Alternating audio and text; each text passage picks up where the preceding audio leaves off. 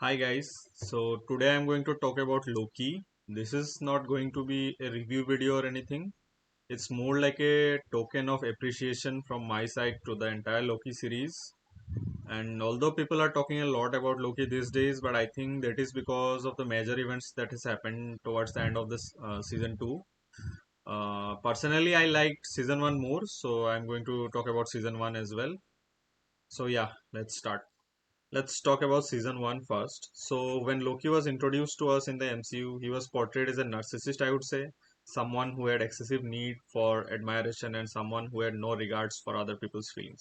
At that time, I could not imagine Loki falling in love with someone else.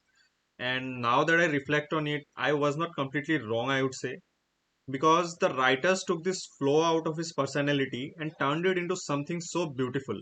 If you think about it, Loki, in fact, did not fall for someone else. He fell for a version of himself, a variant from the multiverse.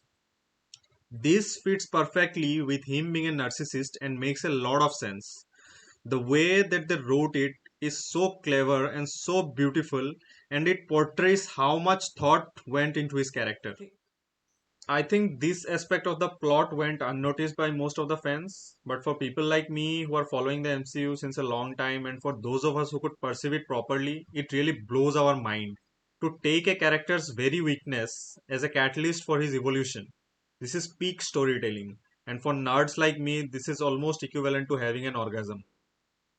Let's talk about this one more thing from season 1. So, Sylvie was introduced as a similar Loki variant who escaped from the hands of TVA, which suggests that wherever she would go, it should trigger the butterfly effect, causing significant changes in the timeline, thereby creating a branch timeline.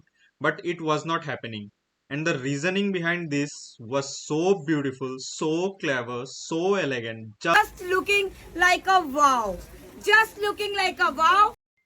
Loki deduced that Sylvie was hiding in apocalyptic events. Because in a world destined to doom, any changes she was doing was not affecting the future, thereby totally nullifying the butterfly effect. Such brilliant writing. Wow. Let's talk about season 2 now. I won't talk much about it because the finale just dropped recently.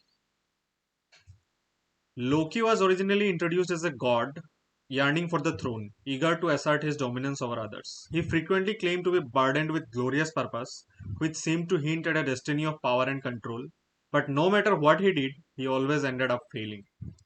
In the series, after falling in love with Sylvie, Loki realized that all he wanted was not to be alone. He wanted friends and to be loved.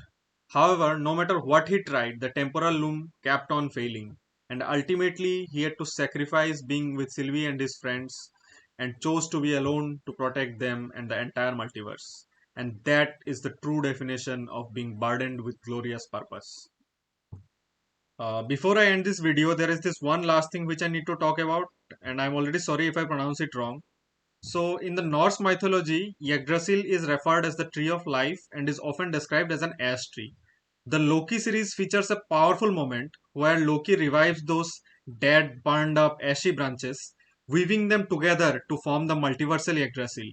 And that is another extremely beautiful reference which I think went unnoticed by many. So, yeah, that's all. Overall, Loki series is a masterpiece, and Loki is the most well-written character in the MCU. So do give it a watch if you know about the basics of MCU. Bye bye. Take care. Thanks for watching.